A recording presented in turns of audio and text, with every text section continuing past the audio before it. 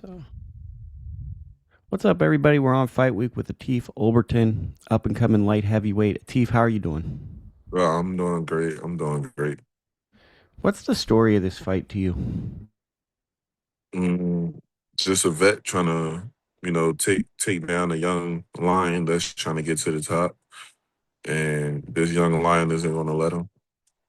How do you stay focused in a fight like this? Because I feel like it's very easy to start to think about those sexy names, those big names, maybe even big paychecks, and this guy could ruin it. Because as you said, his inspiration is to take down the young lion.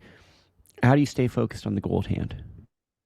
Well, I always stay focused at the goal at hand. You know, every opponent is dangerous. Every opponent is a live hand grenade in there at the end of the day. So it is boxing, and one punch can happen, and one thing can happen. You know, every night is different. So I'm always focused at the job at hand. Do you think that separates prospects, contenders, and champions? That mindset? I think so.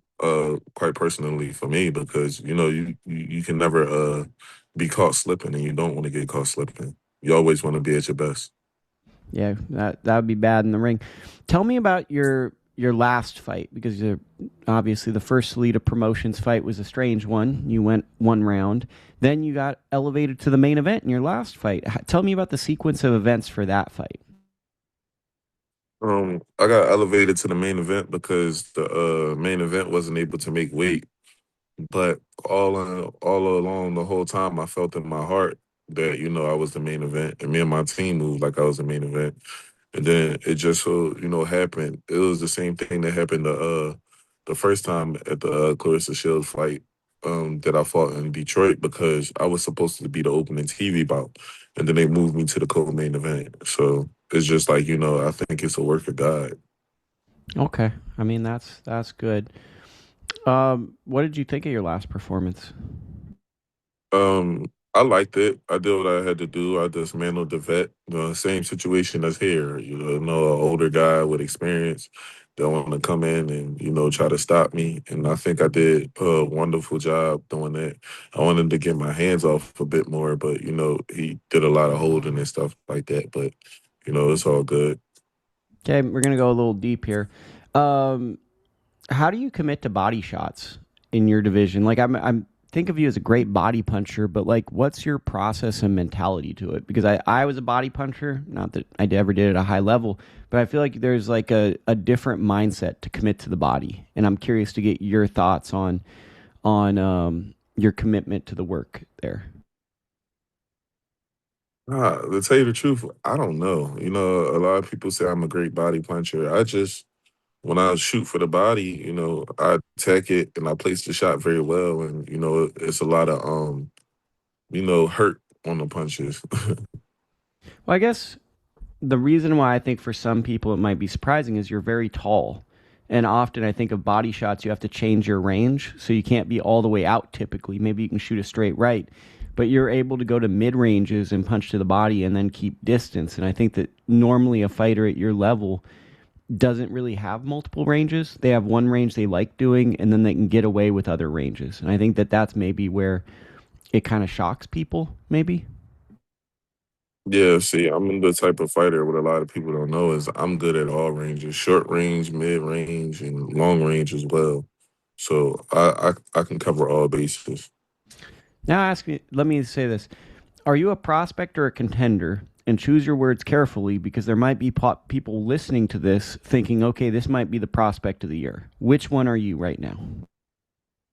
I don't know. I'm just fighting and winning as the time go on. I'm whatever they want me to be until, it's factually proven that I'm the world champion.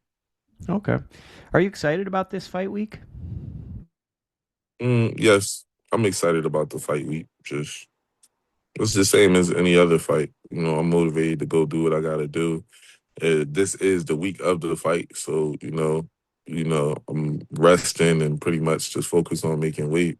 So probably once I weigh in and stuff like that, that question I probably revisit a bit more happier or something like that. What do you binge watch when you're chilling, kind of getting the weight down? I don't binge watch anything, unfortunately. I wish I had that much focus, but when it's fight week, and especially when I'm out there and I'm closer, I think about the fight a lot. Talk me through that. So, what are you in like a dark room visualizing or something? No, just the regular hotel room that they had me in, And I have my moments when I'm outside and I do what I have to do, the press conferences and the wins and all of that and stuff like that. But then when I get back to the room, in my head it just clicks that I'm fighting and that it's serious, and then I just, envision a fight to be certain type of ways and what happens in certain situations and stuff like that. I always look at the fight bigger than, what it might turn out to be. And that helps me. It's like a superpower. It's like when you're getting ready to fight the Incredible Hulk, and when you get in there and it isn't the Incredible Hulk, I mean, it works out better for me. You're a smart guy because I always tried to tell people that because I saw one time a guy was like, this guy's not that good. He's not that good. And then he got in there and the guy was faster than he thought. He's quicker than he thought. And I think there's nothing scarier than fighting a guy with a bad record who's better than you thought because all of a sudden they turn into something that's a lot scarier than you envisioned on that night. So I like hearing you say that you almost make your opponent bigger and badder than they are. So there's no expectation that could overwhelm you. Yeah, exactly. I mean, just imagine, like, when they didn't have, YouTube and stuff like that back then, and the guy got a call to fight like a Manuel Gusif, and they thinking like, oh yeah, 20 something and 20 something, I'm gonna smoke him. And you get in there, then it'd be a whole different story. You find out that he can really fight. I think also like we're in an era. I don't want to say a disingenuous era, but it is kind of a disingenuous era where not all records are created equal. Your record is a good record. Rob, obviously, you went to the amateur circuit, Olympic trials. There's a lot of guys that have good records but might not have the skill set of a great fighter. And there's guys that have bad records who probably faced sheer poverty. And if they wanted to be a pro boxer, they just took fights so they could keep this dream going. So I think it's kind of a confusing era just to look at records, to be honest.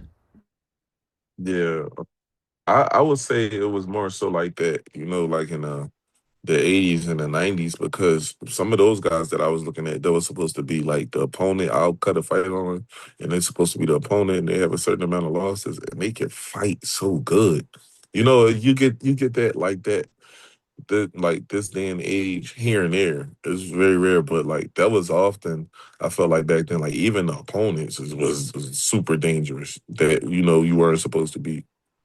Feels like you have an immense amount of respect for the history of boxing and like old school fighters. Kind of talk to me about that because I always think of you as an school fighter. I'm not sure why or what it is, but now hearing you talk, it seems like there's just a genuine respect for the guys that came before you that were fearless and took on hard opposition. Yes, because I'm a student of the game, and I watch them and I watch how it's done, and those guys are part of the reason why I have the mindset I have and why I will be great the way that I will be great. Because when you look at the guys that've done it before you, in the roles of that situation, you could say like role model and stuff. Those are the people that when I look at it, I'd be like, you can be great like that, or you can do it even better. So I look at all of those warriors for me with nothing but the utmost respect, and I call them the boxing guys. Well, now I got to ask you another one is how important is legacy to you? And how much does that matter? Because this is something I might come back to as an archival quote, but it's you strike me as a legacy guy, and I'm curious about watching those old school guys. What does that motivate you for your own goals? Legacy means everything to me. Money always here. You're gonna make the money as long as you do what you're supposed to do and be a on the top of your game. So legacy is the reason why I do all of this. Is not to get up and say, "Oh, well, you got this $100,000 about to come in. Are you ready?" I mean that helps, but it's all about being the best at the end of the day and being remembered in those history books that my children and their grandchildren and then the world, remembers the name Atif Oberlton. And that's awesome that I mispronounced that at the top as well. Um, I guess another thing I wanted to ask you is who serves as a big inspiration for you or someone that you look at their legacy and go, man, that's a great one. Um, All of those guys, from Sugar Ray Robinson to Jack Johnson, Muhammad Ali, everybody's career played a perfect part. Terrence Crawford to Marvin Hagler, those are the ones that I resonate with the most. Terrence Crawford and Marvin Hagler, because you know they were overlooked. A lot of people weren't trying to give them a shot, and they were also very avoided and dangerous. And then eventually, once they got their shine, it was like couldn't nobody say it, and like they were unbeatable. So I relate to that. Let's give a little plug to your opponent. You know, it seems like he's been at about light heavyweight for approximately 2 years, a little over 2 years. He's got the big David Benavidez fight. Didn't go too hot for him. Edgar Berlanga, that's a really famous big name out there. And then obviously last year he fought Umar Desmond Bekoff. I'm sure I said that absolutely all wrong. Seems like a competitive fight. I think I even covered that fight at the time. Um, you know, he has an upset win on his record. It was a long time ago. Do you factor into that as like that he's coming with a will to win because you've seen him upset a guy in the past? Yeah. I see the way he fight. He comes with a will to win, and he wants to land a shot to hurt you to change things around for the better for him. So this really just isn't nothing new. He ain't gonna show me something that I never seen before in this sport. I've been opposite of his type of style before plenty times in my career, whether it been to sparring or competition or anything. And also I've just seen it as well, being a student of the game. So I'm prepared for all of the things that he might do and he might try to do. And we're gonna nullify it and stop it and make it work for us.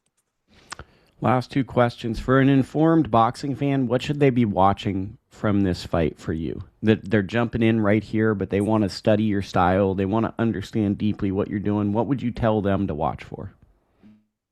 Speed changes, good range, good lead hand, and good angles. How far are you away from a title? I don't know. I leave that to the powers to be. It could be the end of next year, or who knows. I'm just here. I mean, let's throw out boxing politics because your heroes aren't the people that played boxing politics. I just want to know, and I think the answer is probably right now, but mentally, where do you feel ready to take the title shot? Do you feel that you're there already after this win, or do you think that maybe a little bit more time just to get back on these stages? What do you think? I say about a few more times, like I would say, like the end of next year will probably be perfect. Okay, so I did a long-winded way of getting you to say the exact same thing. Um, okay, well that's perfect, man. Do you want to say anything? Shout out anything? We didn't touch on clothing this time, but kind of interested on the fight itself. A little selfish in that regard. Anything that I didn't touch on that you wanted to talk about? No, everything is touched on. I'm just ready to go. See you guys this weekend, Saturday. I will be fighting on the Zeus Network portion, not the DAZN portion, and it would be earlier in the day, and it starts 4 p.m. Eastern time. And we'll try. I'll try my hardest to include that in the notes to this, so then you can just be lazy and click a link below, unless you're watching this like years later, and then I don't know where it goes. But thank you for your time. I love talking with you, and I really wish you not just a great fight, but a great rest of your life if I don't talk to you again, which I probably should. So, yeah. Mm. Thank you, thank you. Same with you as well. Okay.